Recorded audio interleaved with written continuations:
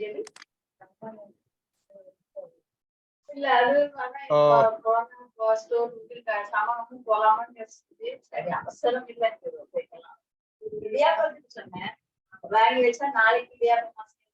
think someone is speaking.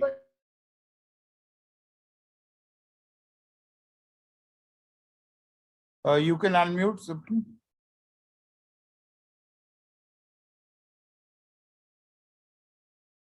Well, friends, welcome to today's session, and we are grateful to Dr. Supten Sarbadhikari, who is a co-chair for the task force for artificial intelligence for healthcare under National Academy of Medical Sciences. And he is an expert on healthcare development corporation in Uttarakhand. I have known Dr. Supten for almost now 20 years. And he did his, a very unique person who did his MBBS and from Kolkata, and then did his from IIT Kharagpur. 3 years he spent in medical informatics. Very, very few people do this. And then he was in various medical colleges of India as a professor of medical informatics. Also in the central, when National Health Portal was created, he was in charge of that committee. Wherever there is a combination of health informatics and MBBS, he is there. And today he will be speaking on the report of artificial intelligence which has come, and also he will be talking about the ICMR ethical guidelines on artificial intelligence in healthcare. Over to you, Supten. Thank you, Dr. Sanjay, for the wonderful introduction. Is my screen visible to everyone? Yes. Yeah. So I am going to actually talk mostly about this policy guidelines on artificial intelligence for health professional education and research in India. So I'd be talking about two of these guidelines, which are recent. Both came out in 2023 only. The Indian Council of Medical Research brought out this ethical guidelines for application of artificial intelligence in biomedical research and healthcare. And the National Academy of Medical Sciences brought out this report of the task force of artificial intelligence in healthcare. So I have been a co-chair of this task force of the National Academy of Medical Sciences. And we just launched this report, I think, just about 4 days back. So before I go into the subject, just a couple of operational definitions which we have put in the report. So artificial intelligence, of course, there are various definitions, but in broad, we can think it refers to the ability of machines to perform cognitive tasks such as thinking, perceiving, learning, problem solving, decision making.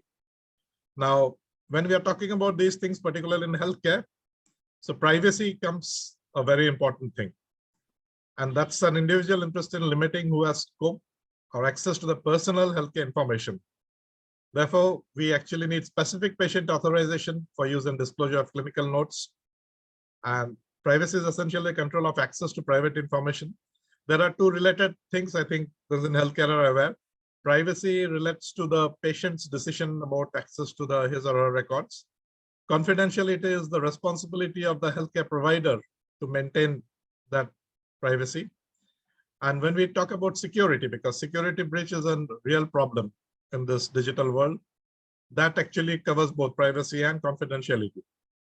So that's why one thing, this personally identifiable information or protected health information, PHR or PII, this is a very important term. In fact, in all the, whether it's HIPAA or GDPR, whenever we are talking about the laws governing privacy, these things are of paramount importance, individually identifiable information, whether oral or recorded, in any form or medium that is created, received by a healthcare provider, health plan, or healthcare, and relates to the past, present, or future physical or mental health conditions of an individual. So the provision of healthcare to the individual, or past, present, future payment for healthcare to an individual. So it's a pretty umbrella definition, but these are the important issues we have to keep in mind. So I had the opportunity to contribute to a paper, this journal, Safety and Health at Work. We definitely have a need for developing technology-enabled workforce for healthcare delivery, but it's not just technology-enabled alone. We also have to look at it, take care that it is safe and ethical.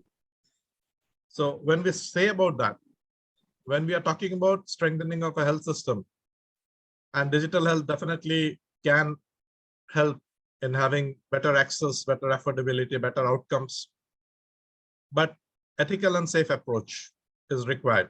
So where do we need? We need ethical training. So it's in the capacity building for health professional education, or those who are involved in developing this AI for healthcare. It has to be definitely ethically developed. Then the part comes in ethically used, because a knife could be life-saving, a knife could be life-taking. It's not the tool that is safe or unsafe, but it's the user who makes it safe or unsafe. Similarly, any technology, digital technology, artificial intelligence, everything is depending on that. So definitely, we need to make sure that the use is ethical. In fact, right now, I think ChatGPT is raising a lot of problems where lots of issues are coming out and various variants of it. Already, all the big technology giants are having their own artificial intelligence chatbots, and they are doing different things. And then the third part, which is important, is also we need to have a training. When we talk about the health professional education and research, I think this is often overlooked. In fact, I was invited to write a review article at the onset of the pandemic in the Indian Journal of Public Health. And there also, we saw that a lot of the digital health interventions are actually AI enabled. And AI is having a ubiquitous presence now, and the presence is increasing every day. So just to bring into perspective, we actually don't have anything called healthcare 1.0, but that's how it was traditionally when we were thinking only about patient encounter, diagnosis, and treatment. Then we call this is similar to the industrial revolution, industry 2, industry 3, industry 4, like that. So in healthcare 2, when we had the medical equipment, monitoring devices. So when we were graduating in medical, the CT scan had just come, MRI was round the corner, and so on, the monitoring devices. Then came the third, the healthcare 3.0, where we talk about electronic health record, or EHR, computerized provider order entry, or CPOE, and of course, remote care and telehealth. In fact, part of this healthcare 3.0, we are already using in a big way in India. In fact, telehealth, I think India is doing quite extensively. And when we talk about healthcare 4.0, that's what's about smart health, connected care, personalized medicine, artificial intelligence. So we are somewhere around healthcare 3.0 and healthcare 4.0. And in fact, with the 5G connectivity, we are going into the 5th generation also. Healthcare 5.0 will be around the corner.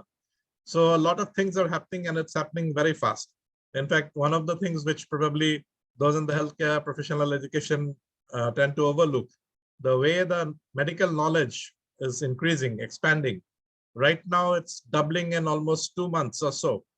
So if just imagine the medical knowledge is doubling in 2 months. So it's definitely not possible for any human brain to contain all the latest medical information on anything. That's scary, but that's true. So if we look at the ICMR guidelines, in the ICMR guidelines, the applications they have focused upon is diagnostics and screening, therapeutics, drug discovery and development, clinical care, epidemiology and prevention of disease, behavioral and mental health care, health management systems using artificial intelligence. That could be either medical AI software for clinic management or hospital management. So those are the applications that the ICMR guidelines have focused on. And they have given the guidance on how it is to be developed, how it is to be validated clinically, and how it is to be deployed. Then what should be the ethical review procedures when we are talking about medical artificial intelligence? So how should a protocol be reviewed ethically? Of course, informed consent is an important thing. So what are the requisites? Then the next part, which is again a very important thing, and absolutely we often tend to overlook, or we think it's going to be taken care of easily, but it doesn't happen. That is the governance issue, the institutional issues, the governance issues. So governance issues really cause bigger problems. Technology is actually the relatively easier part. The next part comes the people part. That's the more difficult. So capacity building of human resources, of health, that's a big challenge. And the change management, when we are talking about digital transformation, change management is very essential. But change management has to be at all the levels. And the institutional governance, these are the places where interoperability is the biggest bottleneck. So the ICMR guidelines give the checklists also. Now, if you look at the National Academy of Medical Sciences guidelines, so here we have divided into an introduction chapter where in the section we are talking about what's the need for AI in healthcare, what are the applications in health and medicine. We have specifically talked about some of the applications in digital pathology. Then what are the challenges with AI in healthcare in general and challenges with AI in digital pathology in particular. In the background section, we have talked about the challenges and the use cases which are creating impact. So some of the technology initiatives we have discussed. And of course, policy regulation. And in the policy regulation, again, privacy is a specific area where we'll talk about it more later. So in the 5th chapter, we have talked about the observations, critical analysis, situation or the gaps. What are the implementation status and challenges in the context of artificial intelligence? How can the AI technology be implemented? What are the main challenges and what is the potential? Then we have come to the recommendations where we talk about the vision. I'll discuss more about it. What are the key issues or gaps identified? And what are the recommendations we are making to bridge the critical gaps or deficiencies? In the way forward section, we are actually talking about short-term, medium-term, and long-term plans, suggested policy activities, advocacy, recommendations for the health and medical professionals, and of course, the framework. So this is how the National Academy of Medical Sciences recommendations are organized. The main challenges that we identified, the first is the lack of data in ready-to-use form. Data may be ubiquitous, but it may not be available in the form that we really need. Digitization of data is very important, but analog to digital conversion is the easiest part. Making it digitalization and then to digital transformation, that requires tweaking the business processes, the thinking, the workflows. So often the data is not really in the form, and then again there, what happens, this interoperability becomes a big challenge. Quality of data means it has to be accurate, it has to be complete, it has to be in real time, and it should be used. If it's not used, then doesn't matter how much big the database is. Then inadequate infrastructure and connectivity. I think connectivity, although we are talking about 5G, but even now, even in big cities, even getting 3G connectivity often becomes a problem, a big challenge. So the next challenge is, of course, the lack of regulation and governance, how this should be used to be responsible, and how the privacy and security will be taken care of. Then, of course, when we talk about education, capacity building, there's lack of skills due to shortage of skilled personnel to build and deploy AI solutions. Adequate and timely funding and investments. All the investments are available, but it may not be accessible to all those who really require it, or sometimes it also happens that people who may not require that amount of investment is getting more. And of course, ethical and societal issues. So potential is immense. Everyone is really looking forward to it, but implementing it the right way is definitely a big challenge. So in the vision, what we are trying to say is that we should try to have a consensus among the various stakeholders in health of the people of India. So we should have a national vision, that is an open attitude towards judiciously using artificial intelligence for healthcare. So the National Academy of Medical Sciences envisions the healthcare system in India, both in public sector and the private healthcare system, in which a collaborative, multidisciplinary approach will ensure a digital technology adaptive population and an AI-enabled healthcare system through standardized, evolving, evidence-based guidelines to deliver sustainable, high-quality, affordable, and patient-focused care. Too many words are there, but each and every word is actually important. And unless we get all of these, the outcomes may not be as desirable as we think.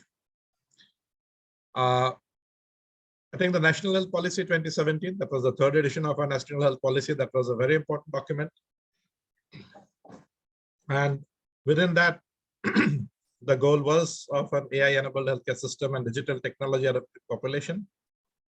So what the National Academy of Medical Sciences is proposing is for attaining the highest possible level of health and well-being for all at all ages through preventive and promotive healthcare orientation, universal access to good quality healthcare services without anyone having to face financial hardships as a consequence, by adding AI-enabled healthcare among other initiatives of the Government of India. Of course, Government of India also has got strategies related to artificial intelligence, and NITI Aayog has been publishing quite a lot of documents since 2018.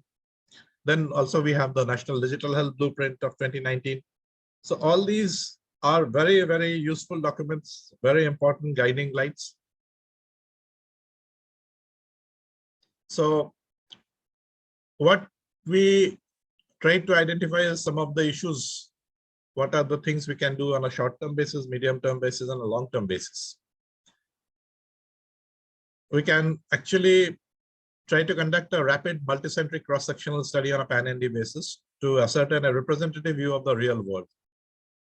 Real world means non-AI enabled healthcare practices. This is intended to be undertaken to develop indigenous digital health interventions that improve the health outcomes of the population, also reduce the cost and time of healthcare delivery.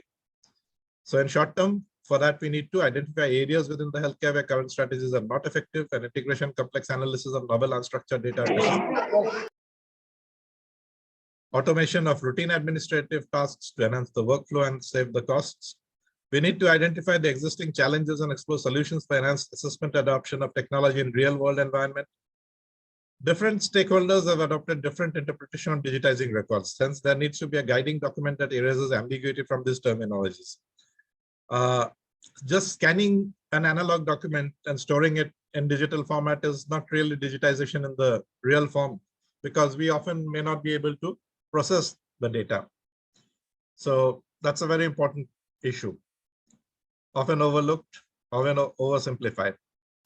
Then also, there's an urgent need for an integrated technology solution that is interoperable, scalable, and affordable. All these three are very important. We can have multiple systems, but if they don't talk to each other, we lose a lot of information. We cannot exchange the health information. Unless it's scalable, it doesn't serve the purpose. And of course, it has to be affordable. Then adoption of a cloud-based health management system could be one of the ways. Then if we look at the medium term, we can talk about data entry into the electronic medical records, electronic health record systems by automated users, technologies like ambient artificial intelligence or Internet of Things or Internet of Healthcare things or Internet of Medical things, and of course 5G technology. So we have to promote coordination between the academia, government, industry, NGOs, patient advocacy groups. And also the government has to invest in public-private partnerships which work, because often what happens, there's a mutual distrust. Evidence generation, that's absolutely necessary. Evidence generation, adoption, full integration of solutions, and they have to be incentivized. On scaling up, governance and regulatory frameworks will ensure adequate protection of privacy, equity, and openness. And critical investment should be made on sustainable data pipelines, infrastructure, design, and processes, as well as innovative business models. For the long term, we are suggesting that there should be an entire department dedicated towards clinical artificial intelligence, probably in each health facility or in each region. As an option, instead of working in silos, a multidisciplinary group involving various stakeholders like administration, technology, clinical staff is recommended. Data stewardship, that's very important, very essential to build trust and long-term integration of AI into the India's healthcare system. And of course, we have to implement new AI tools alongside the existing tools so that the practitioners can feel comfortable with the new tools and workflows and experience, and then add value in practice first. And while new thing comes on, new evidence emerges, new ways of implementing comes up. And again, the governance, the legal part, this is a very important thing. And this is one of my favorite topics. I've been talking about it. I've been actively involved with this process. So when we brought out the National Health Policy 2017, that was the third edition, we had talked about setting up of the National Digital Health Authority, or the NDHA. As a follow-up of that, the Ministry of Health and Family Welfare had taken a long task. It's a very arduous task, and it was done very diligently. We were actively involved in it for drafting this DISHA bill. That was the Digital Information Security and Healthcare Act bill in 2018, which was put in the public domain in March 2018 for a month for setting up of the National Digital Health Authority. But then subsequently it was withdrawn in favor of the Personal Data Protection Bill to 2019, PDP bill, that was formed on the basis of the B.N. Sri Krishna Commission report.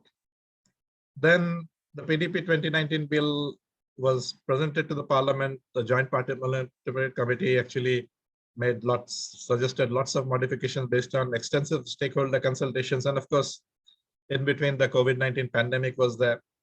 So finally, it was modified into what was called the Data Protection Bill, DP Bill of 2021. But that has also been withdrawn. And now we have a new bill, DPDP, that is the Digital Personal Data Protection Bill 2022, which has been tabled in the Parliament. And so there would be debates, and we hope to see that this DPDP bill would become an act, and that will govern all the digital information related things in all domains, including healthcare, and definitely regulatory issues, particularly these ethical concerns and privacy and security. These would be there. So we have to just wait for that and see how well it covers our needs, or is it useful, or is it too rigid, or is it too lenient, and so on. And that brings to the last question. And this is, I think, if we look at the summary of opportunities and challenges, we have to always keep in mind that brain and computer together is much greater than either alone. So what the brain alone can do, or the computer alone can do, if the two come together, we can actually achieve much greater than what is the sum. So the question often people ask is, will AI replace a doctor? Obviously not. But doctors not using artificial intelligence will definitely be replaced by doctors using artificial intelligence. So artificial intelligence, or AI, will remain as a tool, a very useful tool, something that's going to improve the health outcomes and definitely revolutionize healthcare delivery. But of course, it has to be used judiciously, ethically, safely, and in a proper manner. So that is what I think. This is the end of my lecture. And I would like to make it open for question answers. Thank you.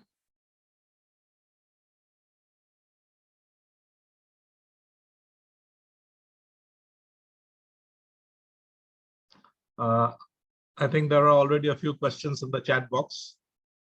So most of the published papers these days are junk. Does it really make any difference if literature doubles in 2 or 6 months? An interesting question. Finding out which literature is junk, that itself, the critical analysis is an important aspect. And probably artificial intelligence will be able to do it even better than we can do it without it. Even if you remove the junk knowledge, the burden of medical knowledge is increasing very fast. Question, how do you see ABDM play a key role in digitization of healthcare in general in India and the use of AI? Yes, Ayushman Bharat Digital Mission is definitely trying to use a lot of these things. It's based on the National Digital Health Blueprint of 2019 and the standards recommended by the Ministry of Health and Family of 2016 and HL7 Fire Release 4 have been included in that. But the problem is, as I said, I mean, there are lots of systems across the states, and health is a state subject in India.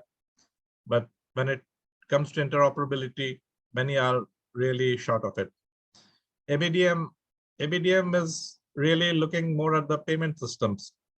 And definitely, they're trying to use FHIR in a big way. In fact, if you look at the National Resource Center for EHR Standards maintained by CDAC Pune, you can see the FHIR India profiles which are being used for ABDM.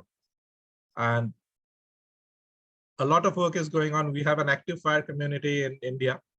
We're trying to do a lot of things, but it's still a very long way to go.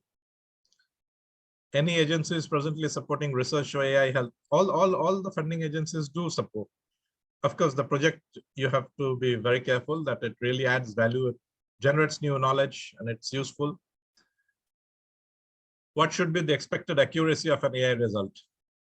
I mean, accuracy of medical science itself is questionable. So the higher it is, the better. We can't expect 100%. In healthcare, we cannot guarantee anything 100%. But obviously, the higher, the nearer it comes to 100%, it would be better. Seeing the rapid pace of the AI evolution, AI will one day decide its own ethical guidelines will not obey humans or obey humans. Then how to tackle? That's a very interesting question. And that's beyond the scope of this talk, because that itself can take a few hours to discuss. Yes, we have to be very cautious, no doubt about it. And how can we plan or learn the use of AI since the initial schools of medical school? How do you think it can be executed? Yes, an excellent question. In fact, this is one of the very haunting issues, because whenever you talk about medical curriculum, it's so vast. And if you want to introduce something more, burden increases. What do you remove? No one likes to remove anything, but we have to look at it, obsolescence. So even if you look at the medical graduate, this guidelines, the competency-based medical education guidelines that came out in 2018 from MCI, they are talking about the Indian medical graduate should be a leader in health data management. But that's just a line there, nothing more. But we actually need to have this health data literacy, digital health literacy. Then with patients already using people, doctor will ChatGPT not worsen it. Yeah, I mean, authenticity of the information, that's a big challenge. What's the difference between digitized data and machine readable data? Digitized data is anything that is in the digital form. So it could be machine readable, it could be human readable, it could be both.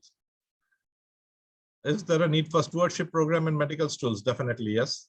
I think not time has come to introduce in curriculum. As I said about this, we have to be very careful, because we have people like Dr. Arun Jamkar here who can illuminate us more on that. I mean, if you want to change the curriculum, what are the problems? Important that hospitals throw open their data with de-identified data for public research. This can help AI and mature more innovations coming around. Is there any move towards it?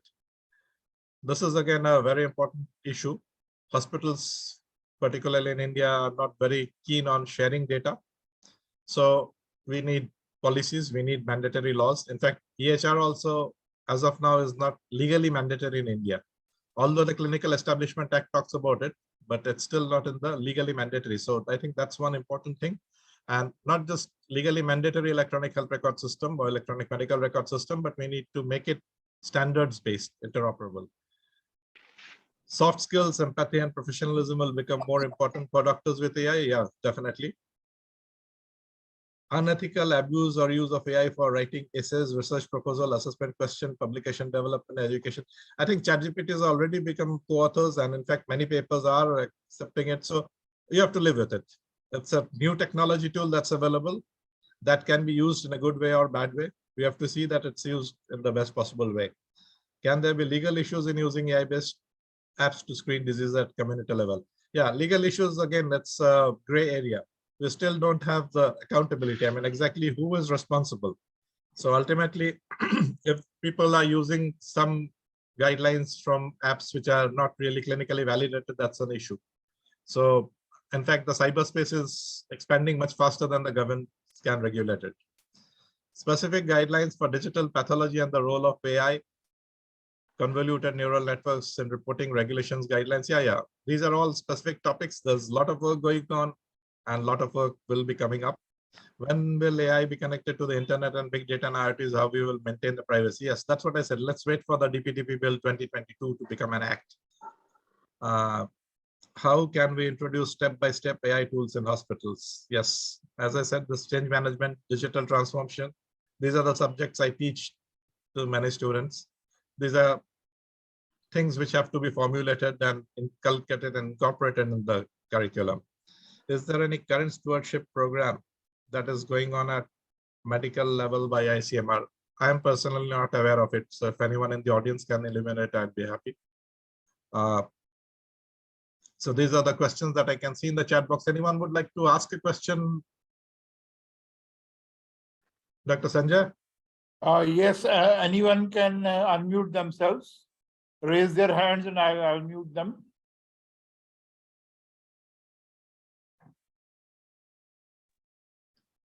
One thing I'm amazed that after so much development, still in most of the medical colleges, we don't have the paramedical staff for information technology.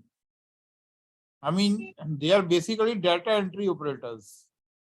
Absolutely. In fact, for that, we had this National Commission for Allied Health Professionals Act 2021 that was enacted and gazette notified on 28th of March 2021. But we still don't have the National Commission for Allied Health Professionals in place. In fact, there are 10 national councils under it, the 10 councillors for the health information management and health informatic professionals. We definitely need, we have the interim commission, but they don't seem to be very active, at least not in the public domain. So once we have the, in fact, some of the states are actually taking initiative. So many of the states are forming the State Commission for Allied Health Professionals. And I think that's a right step, but probably we need to implement it, look at it seriously, and definitely capacity building, because even if we have the things in place, I don't think we have lots of people who would be able to really take forward those curricula. Yes, Dr. Deepak Phalke. Hello. Good evening, Dr. Sanjay. Dr. I request you to share this PPT on the WhatsApp group. Yeah, I'll share it with Dr. Sanjay and then he can share it, sure. Yeah, specific question to you, sir. Recently, I got advertisement of CT scan and MRI machines. Those are based on AI and those are being installed in Maharashtra. Last month, I saw one advertisement in Kolhapur. One of my friend has installed that machine. So how do you see the prospect of using AI? Yeah. As long as it is clinically validated, definitely it's good. In fact, there are lots of research papers coming out since I think 2019. In fact, there's a rule. In fact, that way, I mean, Indian law is also quite ahead. So we have actually in the medical devices regulations, we have got software as a medical device included. Although we don't have any in India so far, but US FDA has granted quite a few. So it has been seen that even automated ECG readings actually that's giving better diagnosis than practicing cardiologists who have been in the profession for a long time.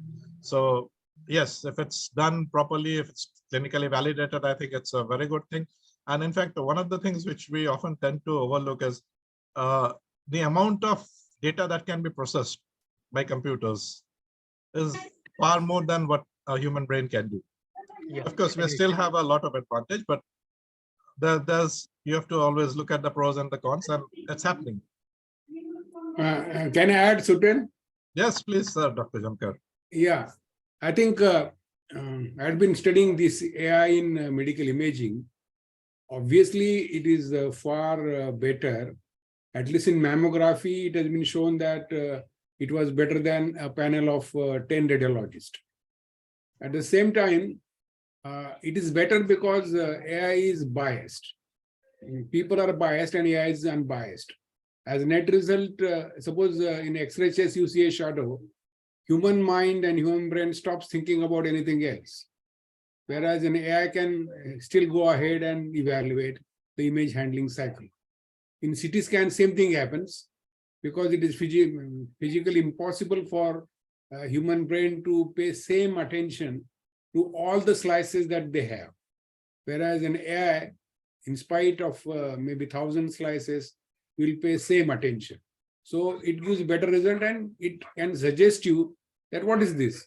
I think so far, all those networks which have been working on CT scan, X-ray chest, mammography, and then retinopathy, and digital histopathology, all these, everywhere, AI has been found to be reasonably good.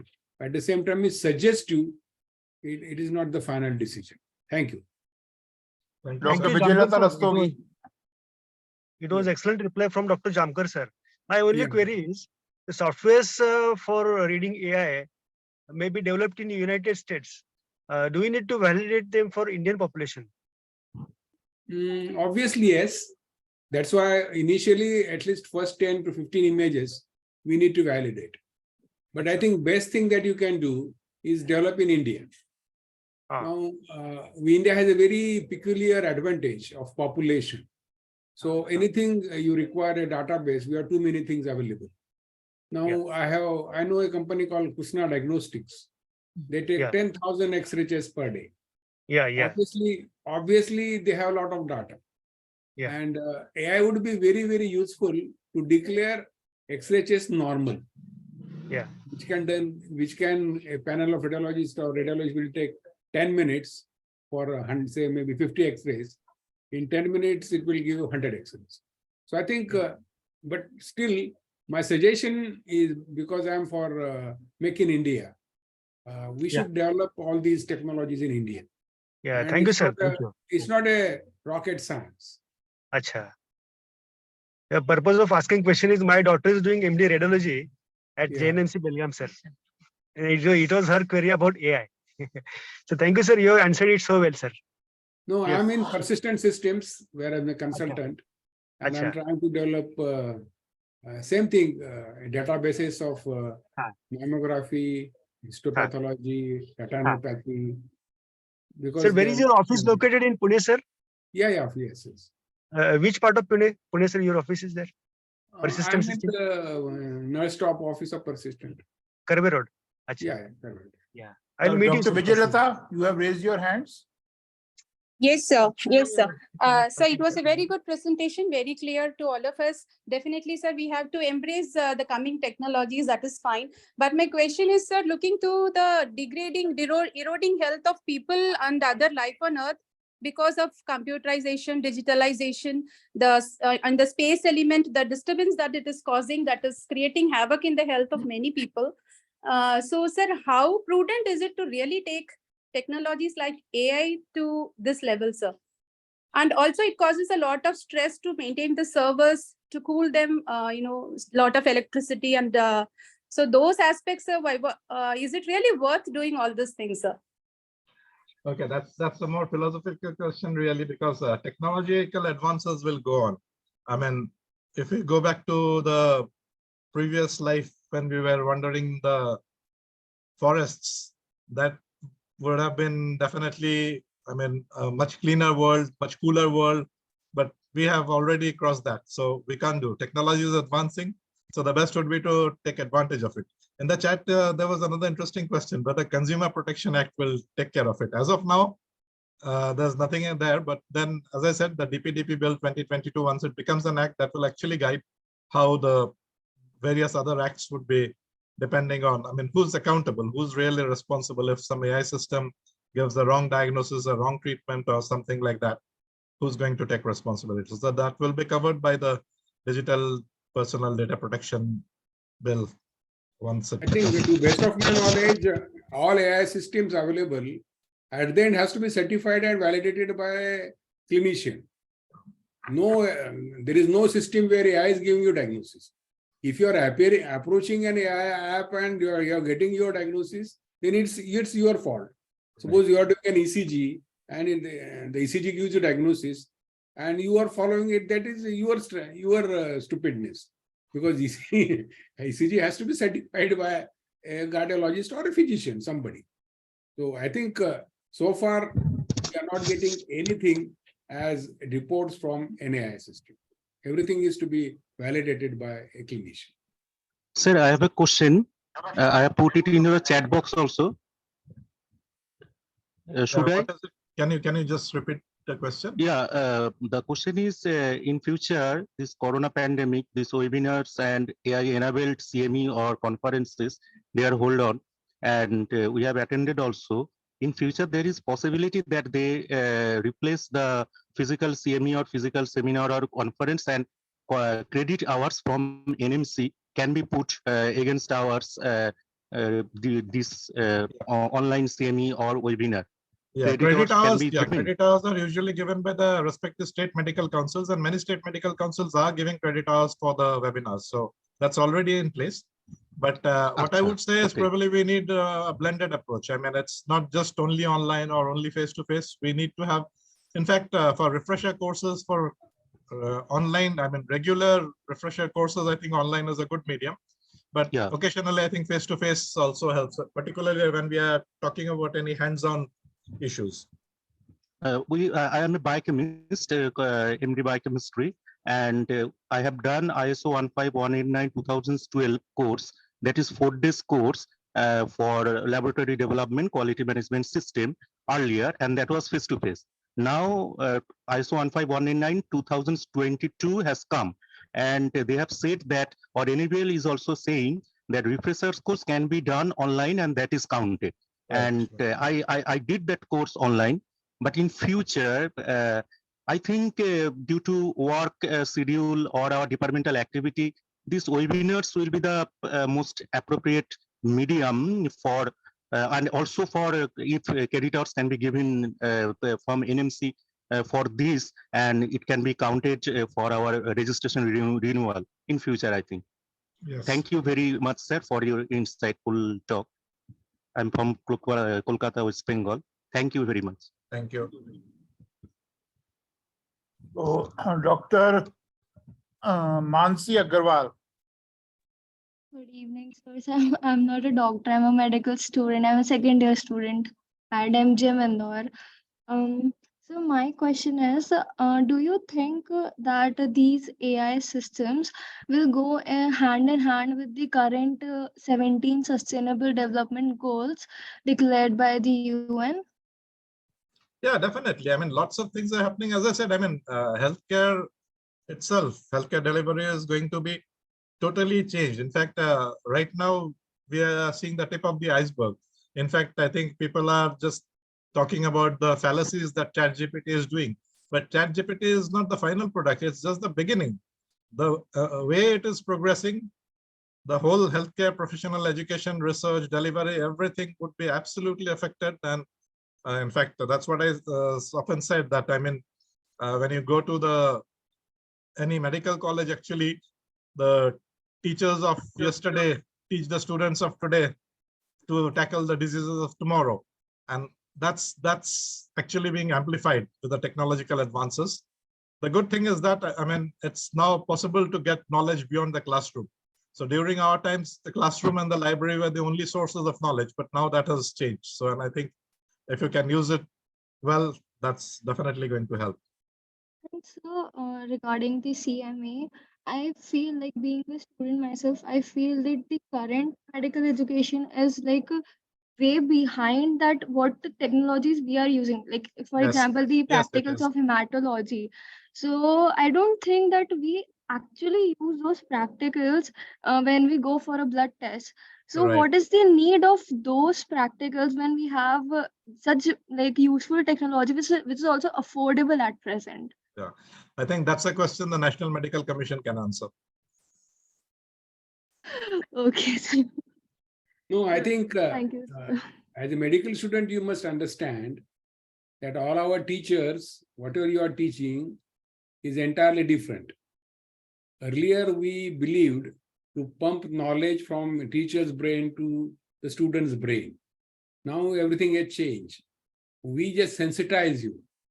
And now the definition of knowledge itself has changed. You should know where the knowledge is. That's all. And for where the knowledge is, AI will help you, Google will help you, all resource management will help you. And then subsequently, we are what is called lifelong learners. Every patient coming to us is an examination. So I Yes, think sir. we need to understand this, that all education is trying to just touch and sensitize about the technology, about the clinical diagnosis, methods available, diagnostic methods available, and each patient you need to apply and make yourself validate. And the most important skill that you have to pick up is to learn how to learn. Yes. That's not easy. That's what Yes, Dr. sir. Japka said, no learning, lifelong learning. So you have to actually learn how to learn. You have to pick the wheat from the chaff. Exactly, sir. Exactly, sir. But we continue to respect our teachers, old teachers with new knowledges, new artificial intelligence knowledges, though we are acquiring it, but we continue to respect our teachers. No, we So have to old. respect. At the end, we are all Eklave approach. The teacher is always with you. Yes, sir. Dr. Nayak, Dr. Prasun Priya Nayak. Yeah, good evening, everyone. I am old colleague of Dr. Sarbadhikari. Almost nearly 20 years, I believe. Yeah, we had met at AIIMS Jodhpur 3 years back. Yeah, that's true. So it's a nice presentation. One thing I just want to know, it's like, how is your comment will be on that? That what will be the benefit the consumers get as a patient? What if I am a patient? What benefits I am getting out of this artificial intelligence, or should I, if I have an option, may I have an option that I should go for artificial intelligence or not? And if I have an option, what should I do as a patient, not as a teacher or not as a doctor or not as a faculty? If I am a patient, what should I do? Should I go for artificial intelligence, or should I like leave it to the doctor to decide about it? No, as I said earlier in my slide itself, I mean, the doctors who are using AI would be better than doctors who are not using AI. So it's not AI alone that comes in, it's brain plus computer together. I'll give a very practical example. Actually, it's a long time back. In fact, in the around 2005, I had a student, she was doing MSc in bioinformatics at Bharatiya University, Coimbatore. In fact, she topped the university also in that. So we had done a paper, in fact, the inborn errors of metabolism or the inborn metabolic disorders, if you are all aware, they all look very similar, and there are so many. In fact, if you want to find out which is the exact diagnosis, you have to do a battery of tests. So we actually used an artificial intelligence system, and that was more than 2 decades back. And that gave excellent results. That could actually find out, I mean, reduce the number of differential diagnoses. So you actually have to do just a few tests. Instead of doing 100 tests, you can do just 2 or 3 tests, and you get the exact diagnosis, and then the treatment becomes easier. So that the features are very similar. The human brains cannot distinguish, but when we gave it to the artificial intelligence system, and that's what I'm saying, that's 2 decades back old. That's an ancient system. So now the ancient, this AI algorithms have become much faster, much better. And obviously everything depends on the training. So the data set, is it relevant? Is it useful? So actually, I mean, AI plus the brain is definitely going to be far, far better than AI alone or brain alone. There's But no question majority of our consumer, lay persons, they don't have the access. They don't know what the doctors are giving to them. Is it like no, it is the outcomes that will decide. So because usually people go to the doctors who have got more success rate, and it's the doctors who are using AI will actually have more success rate in terms of better health outcomes, reduced time, reduced cost, and so on. So that's inevitable. I mean, believe it or not, but that's the market forces that will decide. Now Not that AI, you can go and choose an AI from the Play Store and then use it. No, that's not going to work. with the system now coming in, like mostly government is taking up the burden, so that it is like public system, not the private system. That private system is an option, like we go, we choose. But in public system, how it can be implemented in a mass scale, that's what I'm like, it become going to be a big challenge for the and the issues, as I said, it's a governance issue. So it's a policy making things. And definitely challenges are there. It's the institutional governance, interoperability issues which are bigger, but then I'm sure it's going to change. I mean, if you look at mobile technology, Yes. the way it has changed, I mean, it didn't wait for the laws. Why did people adopt it? Because they found it useful. In fact, even 20 years back, people in very remote villages where there's no electricity, people are not literate, they were using Bluetooth for exchanging songs and pictures. Why? Because they found it useful. So as long once the people find that it's useful, they would obviously go to the places where that is being offered. Yeah. Thank you. Thank you. Thank you very much. It's a good one. Good session. Thank you. So anybody else would like to raise their hands?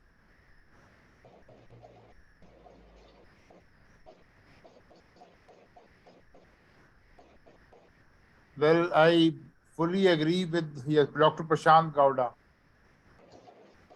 Hello, sir. Can you hear me? Yeah, go ahead. Yes. Yeah, sure. It was nice lecture presentation by Dr. Supten. I was lucky enough to attend his session in the month of March in Oman. I'm sure you remember that, and we invited you as a guest speaker for our winter symposium on AI, actually using healthcare and medical education, sir. Yeah, actually, I'm doing a project on AI-based diagnostic reasoning skills, and what I feel is like I got hold of a software developer, which of course who is working on such projects before, and my concern basically is about funding. So though my project is funded by the university, I find it is much less than what is expected from different developers who are well established. So the expenses are very huge when we come to developing these models and delivering kind of interface for the users. So like, what is your opinion on spending that much funding, or is it too early to go for such projects? No. Funding is available, but then you have to find the right people. In fact, what's happening even in the investment market, if you look at the angel investors or the venture capitalists, in fact, it often happens that they look at different things rather than the outcomes. So Yeah, especially in medical education. Right funding, yeah, is definitely a challenge. Dr. Jamkar, any issue? I mean, how to attract the investors? Any idea on that? Basically, everything depends upon the quality. If you have a good quality project, everybody will pay you. And there are several people available. Then you may not go behind, say, after government agencies. There could be venture capitalist and Yes. startup India and everything. So what is required is a good idea. That's all. Once you have a good idea, everybody pays. Good idea, and you have to convince it that it's a good idea. That's the problem. Often, Yes, those who true. have the funds, You can convince good idea with the results. Yes. You should Exactly. have a pilot project. Right. Yeah. Now, as regards, and I was vice chancellor of university, and therefore I put some more than 1 crore rupees for people to do research, and I was giving 1 lakh rupees to each faculty. Yes. My And project is close to then 10 lakh nobody would rupees. apply. Yeah. Funds was unused. Right. So I think in India, funds are always there. Right, sir. Thank you.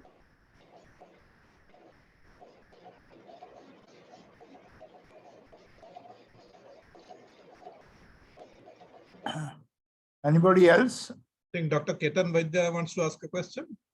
Yes, good evening, sir. Can you hear me? Yeah, go ahead. Yeah. Yes, sir. I was saying that now in India, we traditionally have a three-tier system where we provide primary healthcare, secondary healthcare, and tertiary healthcare. Now we have a situation where doctors are very less as compared to patients because the population is so huge. We have less doctors. So can we use AI as a means of a first responder for people? Like whenever they have some minor complaints. Now most patients, if they have certain minor complaints like cough, cold, and fever, so and healthcare is not readily available. So can AI chatbots or AI related tools be used as first responders to get some immediate treatment for the patient, and then they Yeah, can visit the yeah. doctor. Actually, health kiosks are being used, and most of them are AI enabled. In fact, Dr. Jamkar himself is also involved with such activities. Yeah. And most of the state governments are actually deploying them now in various places, including the primary health centers and community health centers. So for screening particularly, these are definitely very effective and useful. And as technology is advancing, they are being definitely being used in a greater number. So maybe Dr. Jamkar, anything to add? Yeah. I was very happy to answer this question because I have been working for last 5 years on a project called drug dispensing ATM, which is based on symptom-based algorithm. And exactly what you said is a say solution for your question. So we created a kiosk where you sit in front, and then it takes your person history and asks you questions. And it asks you too many questions because there is nobody is going to touch you. And then in order to make it safe, the machine takes your blood pressure, pulse ox, everything, ECG. And in case the machine thinks that it is safe to give you drug without having any doctor in consultation, it goes ahead and then asks you questions and questions. And it's an AI-based algorithms. And we just restricted to 50 diagnoses, 50 say drugs, and 50 symptoms. And then at the end, once it is satisfied, the patient, the second machine will directly give you drug. So we'll be just restricting to, as you said, cough, cold, say rhinorrhea, maybe vomiting, or maybe say acidity, headache, or everything, where people think so the machine is safe. Now, this was a BioRack project, and we completed that project, but somehow we were not able to commission because Persistent didn't want it to go ahead. But I think this is a very good idea. But there are several such kiosks are available, and I think we need to develop those kiosks, and that will be answering your primary care physician, at least in villages. And suppose you put one machine in each village, and then in order to make it safe, it could be, say, Aadhaar card enabled.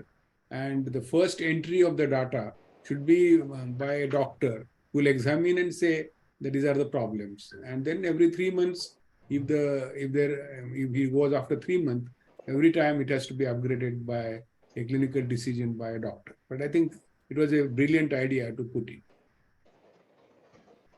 Thank you, sir. Thank you.